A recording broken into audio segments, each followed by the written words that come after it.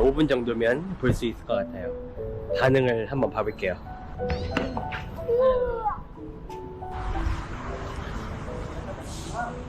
매미, 베트남산.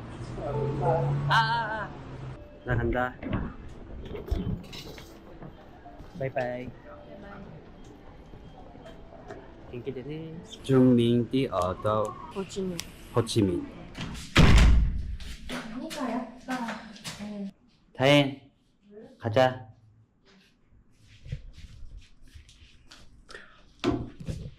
우, 걸.綺麗ね.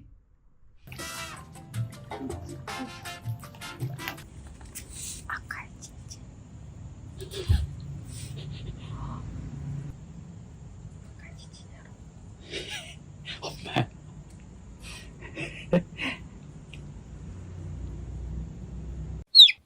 안녕하십니까.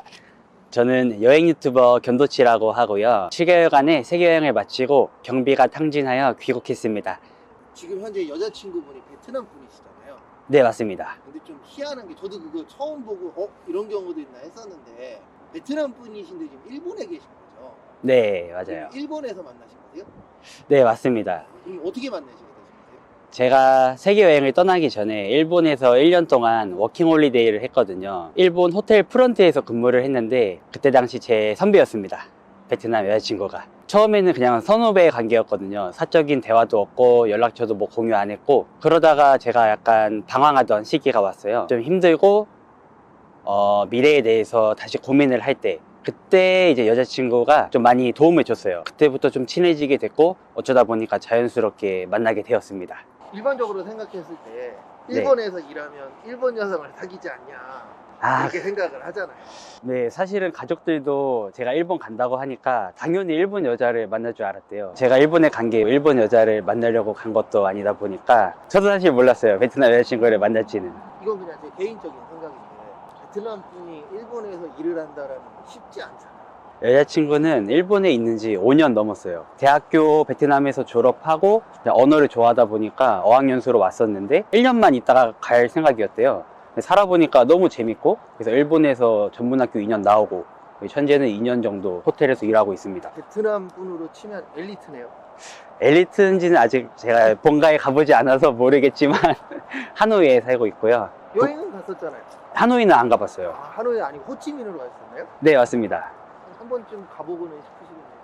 그쵸. 실제로 가보고 여자친구가 어떤 삶을 살았는지도 궁금하고 가족들도 한번 만나고 싶습니다. 아마 내년이 되지 않을까. 이제 좀 더 관계가 더 깊숙해지고 결혼 얘기가 나오게 된다면 그때 한번 찾아갈 생각입니다. 장거리 연애 장단점이 뭐라고? 이 장거리 연애가 사실 쉬우면서도 굉장히 어려워요. 이중적인데 그 이유는 딱 하나, 그 믿음 때문입니다. 믿음이 있다면 뭐 장거리든 단거리든 굉장히 쉽고, 이 믿음 하나가 없다면 굉장히 어렵습니다. 그래서 장점으로 간다면 일단 서로 국적이 다르잖아요. 저는 또 여행 유튜버기도 하고 서로의 나라를 여행할 때 굉장히 편리해요. 관광객의 눈이 아니라 현지인의 눈으로 여행을 할 수가 있고 색다른 묘미더라고요. 이게 아마 장점이 될 것 같고, 게다가 여자친구가 일본에 있기 때문에 저는 플러스 베트남, 일본, 그래서 두 개의 나라를 여행할 때 굉장히 편리할 것 같습니다. 일할 때하고 여행으로 갈 때 차이점이 좀 큰가요? 엄청 커요. 사실 일본이라는 나라가 되게 아날로그 방식이 많잖아요. 그래서 여행하기에는 굉장히 좋습니다. 그 일본 감성, 그걸 충분히 느낄 수가 있고요. 반대로 아날로그이기 때문에 일을 하게 된다면, 살게 된다면 너무 불편합니다. 일처리 너무 느리고 아직도 저런 방식을 쓰나 하는 경우가 굉장히 많았습니다. 장거리 연애의 단점은 뭐라고 생각하세요?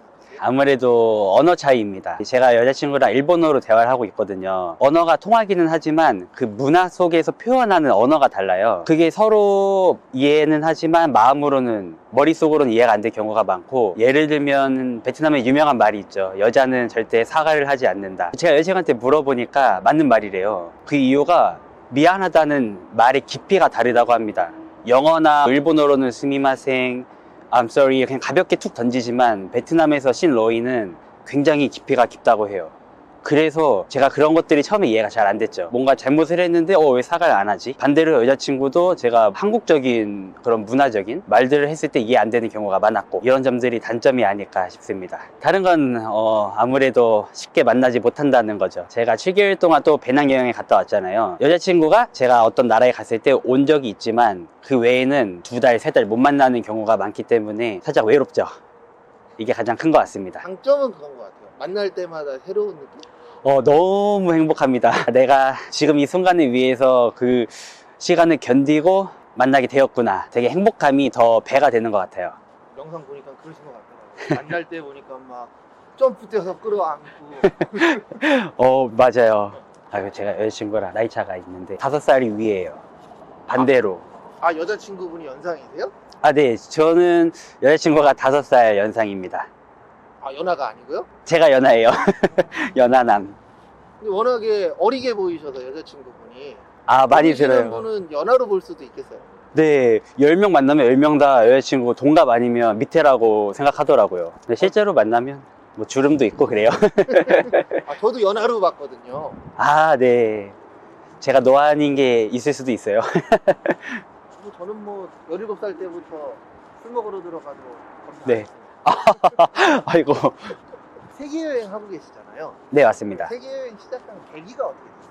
아까 전에 이야기한 거랑 이어지는데, 제가 여자친구랑 일을 할 때 힘들었던 시기가 있었다고 했잖아요. 제 꿈이 원래 호텔리어였어요. 호텔에서 실제로 1년 동안 일을 해보니까 잘 맞지 않았습니다. 저는 열심히 해도 뭔가 회사라는 안에서 성장을 할 수 없고, 회사는 그냥 너는 너 일해 그러고 그냥 마는 거예요. 그래서 뭔가 제가 느끼기에 회사보다 내 그릇이 더 큰 느낌, 그 느낌을 받아서 꿈에 대해서 다시 고민을 하게 되었고, 그때 베트남 여행을 갔다 왔죠. 그 다음에 편집을 하는데 그 여행을 하는 제 모습이 너무 행복해 보이는 거예요. 세계 여행을 꿈꾸게 되었고, 그때 1년 동안 일을 하면서 원래는 학비를 모았거든요. 일본 전문학교 들어가려고. 그 학비 가지고 세계 여행을 떠났죠. 그게 800만 원이었고, 남은 군적금 500만 원, 한국에 돌아와서 단기 알바 300만 원 해서 1,500만 원으로 7개월 동안 갔다 왔습니다. 지금 현재 몇 개국 다녀오셨어요? 제 여행 스타일이 사실 찍먹 스타일이 아니라 한 나라에 가면 약 한 달간 머물거든요. 그래서 7개월 동안 약 11개국 갔다 왔습니다. 그리고 11개국 중에서 가장 기억에 남는 나라 있으신가요? 당연히 인도입니다. 인도에 처음 가서 느낀 게, 제가 루트가 동남아 갔다가 스리랑카, 그 다음에 인도를 갔거든요. 인도에 도착하는 순간 내가 그동안 동남아에서 여행했던 거는 관광이었구나, 진짜 여행은 이런 느낌이구나 라는 걸 크게 받았습니다. 음식들도 맛있고 되게 뭔가 색다른 문화, 그런 거에서 가장 크게 느꼈던 것 같아요. 그럼 만약에 이 영상 보시는 분에게 이 나라는 꼭 가봐라 라고 싶은 나라 있으신가요? 개인적으로는 인도인데, 이거 인도를 또 추천드리고 싶진 않아요. 위생이 안 좋고 치안도 안 좋고. 그래서 추천을 드리자면 스리랑카입니다. 스리랑카요? 스리랑카가 약간 사람들이 치안이 안 좋다고 생각할 수 있지만, 실제로 제가 가봤고 영상들을 한번 살펴보면 치안 굉장히 좋아요. 자연도 아름답고요. 영상에서도 보면 이제 여자친구분하고 같이 여행한 경우가 있고 혼자 여행 간 경우가 있잖아요. 네, 혼자 할 때랑 같이 할 때랑 차이점이 좀 있습니다. 엄청 많습니다. 가장 큰 차이점은, 혼자 있을 때는 진짜 말 그대로 자유로워요. 저는 시간에 제약이 없고 자고 싶으면 자면 되고, 반대로 여자친구는 짧게 여행을 온 케이스이기 때문에 스케줄을 빡빡 채워야 돼요. 그 모든 계획을 제가 세워야 됐고, 왜냐면 그 나라에 있으니까 쉴 틈 없이 빡 움직이다 보니까 체력적으로 힘들더라고요. 하지만 그 체력을 여자친구가 옆에서 충전을 해줬죠. 여행 유튜버의 장단점이 뭐라고? 이게 하는 목적에 따라 달라요. 저처럼 진짜 순수하게 여행을 좋아한다면 장점밖에 없고, 내가 여행 유튜버로 성공을 해야겠다, 유튜브로 떠서 여행을 떠난 거다, 그러면 단점밖에 없어요. 사실 여행 유튜버가 구독자가 4,000명대인데 수익이 55,000원이에요. 한 달에 55,000원. 여행 경비는 당연히 나오지도 않고요. 그렇기 때문에 여행 유튜버로 뜨겠다 하신 분들은 금방 그 열기가 식어버려서 그만두는 경우가 많더라고요. 실제로 제 주변에도 몇 분 계셨고요. 인도에서 만난 분인데 잘 되지 않아서 또 새로운 컨텐츠 하신다고 합니다. 그리고 여행 유튜버의 장점은, 제가 나이가 많진 않아요. 2000년생이고 한국 나이로 26살인데 26년을 살면서 제가 좋아하는 거를 몰랐어요. 처음 여행지였던 대만에서 내가 바다를 좋아하는구나, 바이크를 좋아하는구나. 그렇게 현재는 프리다이빙 자격증도 있고 2종 소형 면허도 땄습니다.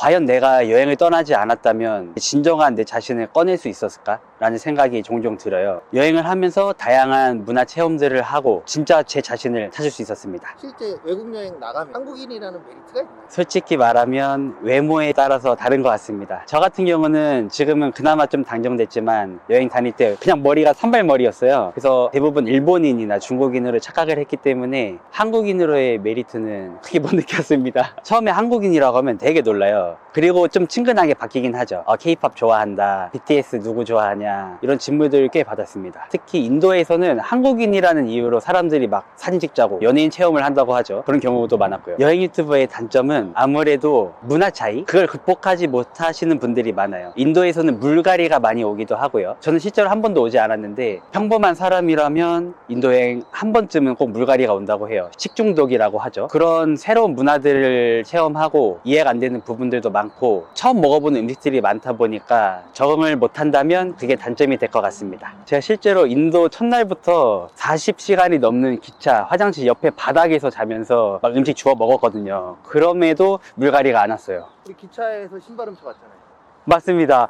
자고 일어났는데 신발이 없어졌더라고요. 근데 웃긴 거는 옆에 현지 신발이 고급 신발이에요. 제 거는 그냥 인도 시장에서 한 5,000원짜리거든요. 기차가 슬리핑 기차였는데 신발을 밑에 내려놓고 잤죠. 제가 맨 꼭대기였거든요. 신발을 베개 옆에 두고 잤어야 했습니다. 지금 이제 베트남 여성분하고 사귀고 계시고 있잖아요. 네. 많은 분들이 요즘에 목표 중에 하나가 그 나라에 가서 연애를 한다. 네, 그런 목표를 갖고 계신 분들이 많으세요. 네. 이제 어떻게 하면 베트남 여성분하고 친해질 수 있는지. 저 같은 경우는 일을 하다가 자연스럽게 친해진 케이스인데 일단 여자한테 잘 맞추는 게 중요한 것 같습니다.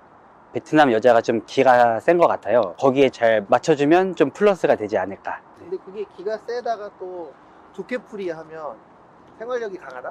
맞습니다. 생활력이 강하지만 자존심도 좀 센 것 같아요. 장점이 될 수도 있고 단점이 될 수도 있고. 그리고 네. 베트남 여자들은 사소한 선물을 좋아하는 것 같아요. 꽃 선물이나 서프라이즈, 뭐 기념일 같은 거 무조건 챙기고 생일도 되게 중요시하고 그런 점에서 그냥 서프라이즈로 꽃 선물 주면 굉장히 좋아하지 않을까. 이렇게 오늘 하루 인터뷰를 해봤는데요. 제가 현재는 업로드가 밀려서 세계 여행을 다니고 있지만 앞으로 국내 여행도 다닐 거니까 많은 관심 부탁드리고요. 제가 또 한배 커플이잖아요. 그래서 많은 국제 커플, 국제 부부님들께 응원을 합니다. 같이 열심히 살아가봐요. 감사합니다.